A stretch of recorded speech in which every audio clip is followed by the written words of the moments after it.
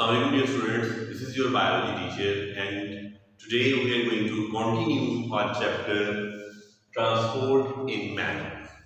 As you know that previously we discussed about the pathogens and how phagocytosis takes place and they are engulfed by the white blood cells, and today we are going to start our next topic, that is production of antibodies.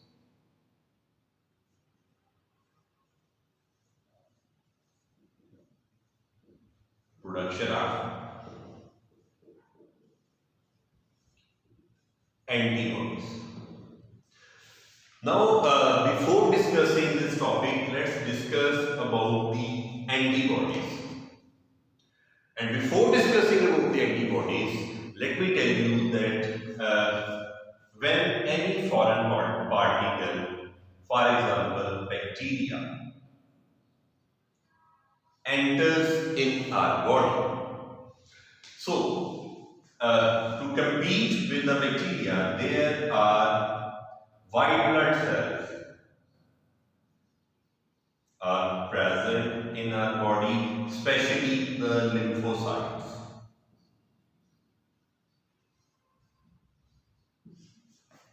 Now, bacteria are the disease-causing agents, and they produce toxins. Toxins are the harmful chemicals. These are the harmful chemicals which are produced by the foreign particles, and toxins can cause damage in our bodies. But white blood cells produce special type of proteins. These are antibodies. Now, these antibodies are going to kill those bacteria, as well as they inhibits the function of these harmful chemicals or toxins.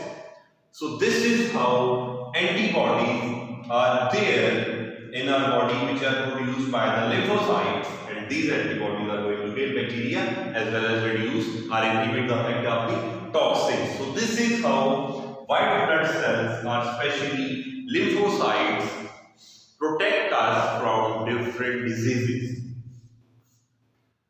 Now, what happens during this function, this process? The agglutination, the process of agglutination takes place. Now, I think that agglutination is a new term for you. As in the process of agglutination, the bacteria or the foreign particles are clumped together. So, after this process, it becomes easier for the white blood cells to engulf those bacteria, and so this is how white blood cells function in our body. As you know that nowadays you are hearing the term vaccination.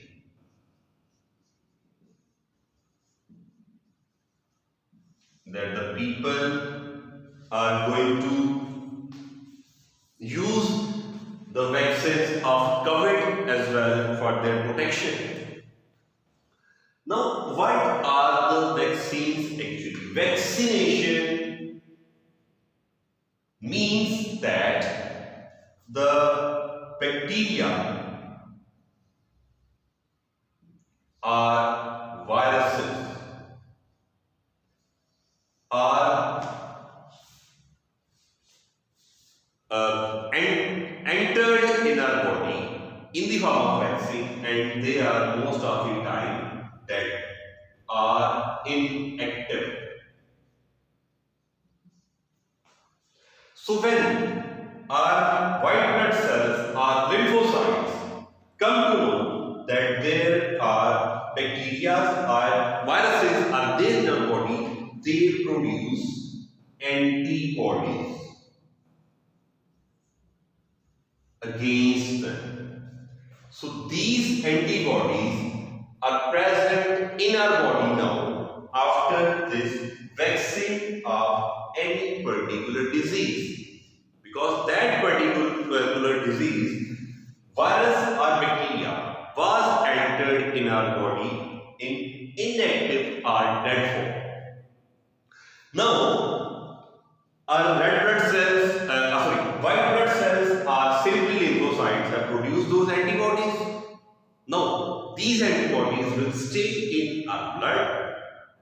Now, if original or any active virus or bacteria comes in contact in our body, these antibodies are already there in our body. So these antibodies now will kill those viruses and bacteria in a very quick manner, and we will be protected from that particular disease.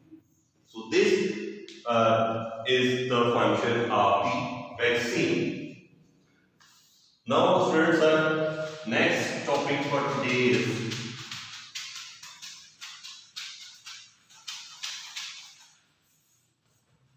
clotting of blood.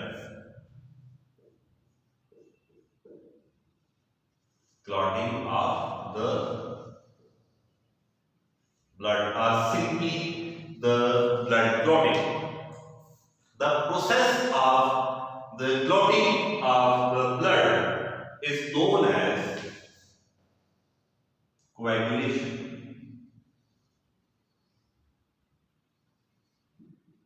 Coagulation is the clotting of the blood. You know, whenever we have any injury, the blood, for example, there is a certain cut on our skin. Now what happens?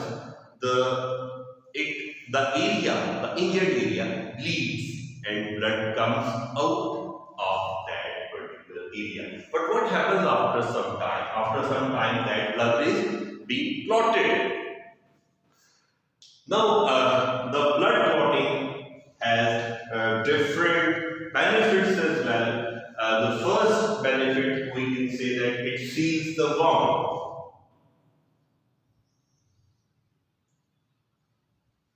It seals the wounds.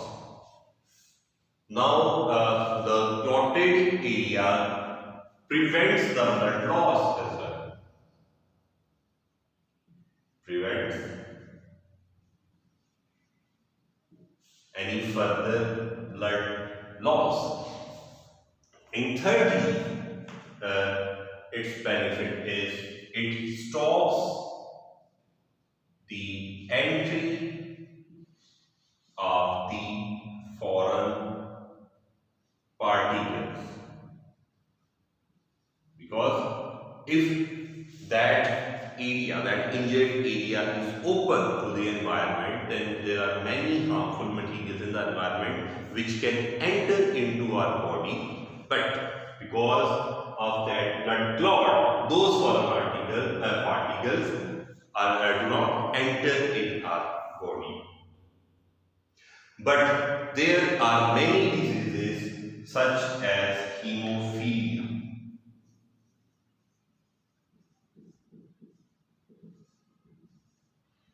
Hemophilia is actually an inherited disease, a genetic disease. And what happens in hemophilia, our blood fails to clot. We can simply say that in hemophilia, the blood clotting doesn't take place. And if blood clotting is not there, then a person can even die because of the blood loss. And people actually die because of the hemophilia, because of internal bleeding as well. If they have any injury, any normal injury even can kill them because of the blood loss, because their blood fails to clot. Now we are going to discuss about the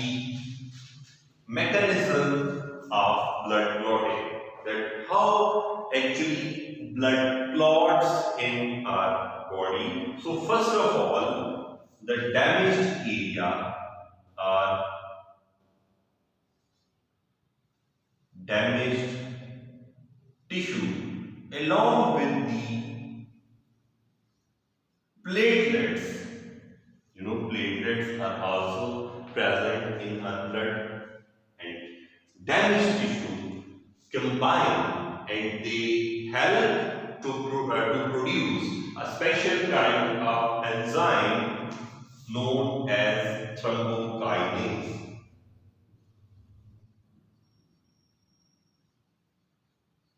They actually help to produce the thrombokinase. Thrombokinase is an enzyme. Now, what does it do actually? Prothrombin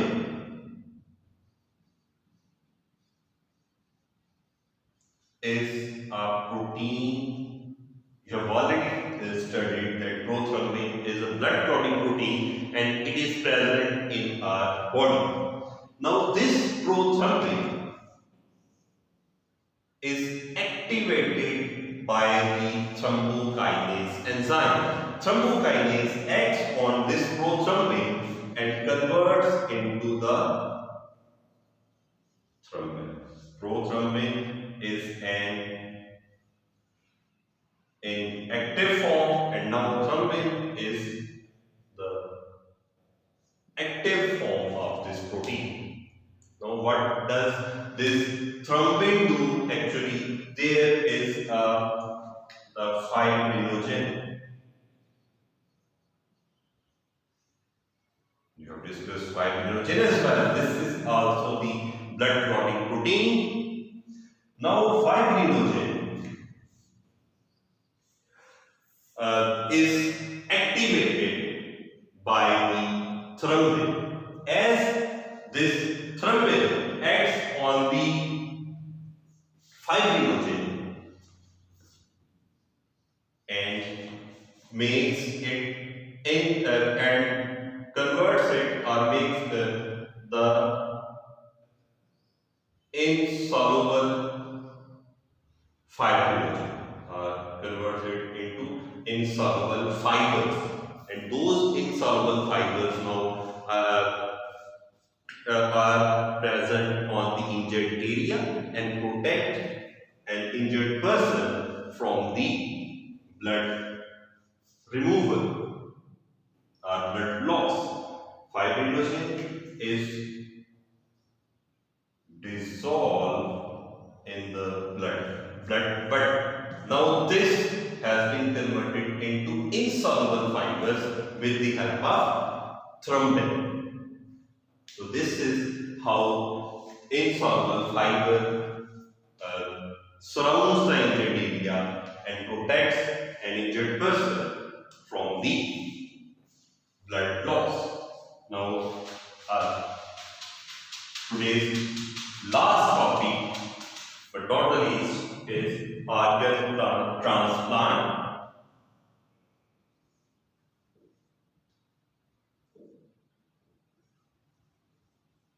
And tissue rejection.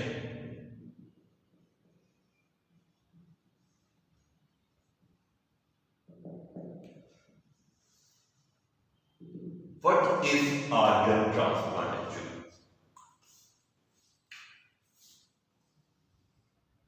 Say for example, we have seen many patients of the kidney. If kidney fails, it means that the kidney is not going to perform its particular function of the filtration of blood. If kidney fails, then it has to be transplanted. Many people actually facing this kidney failure are used to visit the hospitals for the dialysis actually, but kidney transplant is the only solution for it. That kidney is transplanted. How it is transplanted actually? There should be any kidney donor to donate his kidney, and there is the recipient who has the kidney failure, whose kidney has been failed. Now this donor will donate his kidney to the recipient. So this is how the organs are transplanted. Nowadays, this branch of organ transplantation is really very important. Now, what happens actually that if organs are transplanted, the recipient's body tissues reject that. They do not accept the another tissue or foreign tissue. That tissues of recipient are going to reject the foreign organ or foreign tissue. So, how to prevent this rejection, this tissue rejection? That is the major thing. Prevention,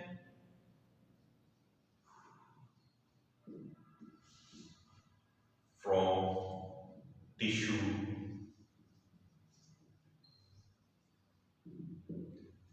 rejection. How to prevent the tissue rejection?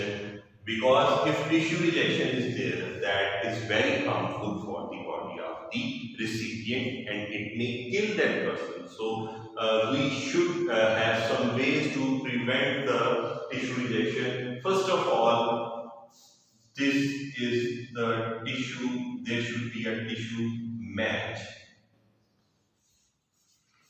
As the person who is going to donate the organ or donor's tissue must match the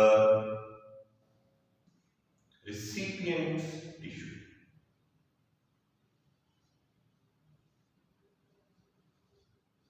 And for this purpose, there should be a genetic similarity, that the person who is a donor, he would be in his relation, blood relation, for example, it could be a brother or sister, or he could be any parent or a very close relative of that person, whose tissue will be matched. And second is the use of immunosuppressive drugs. As the word shows that immunosuppressive drugs are going to suppress the immune system of that recipient's body, that their white blood cells especially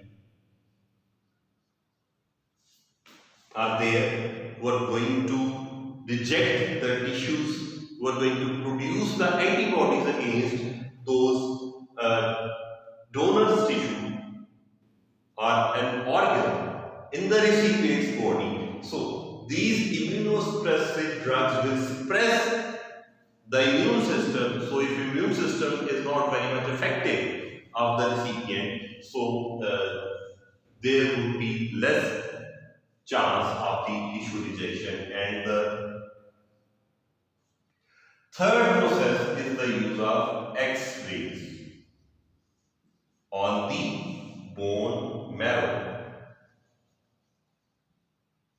The bone marrow, you know that blood cells are actually produced in the bone marrows of a person. Now, if X-rays fall on the bone marrow, the bone marrow will not produce very much blood cells.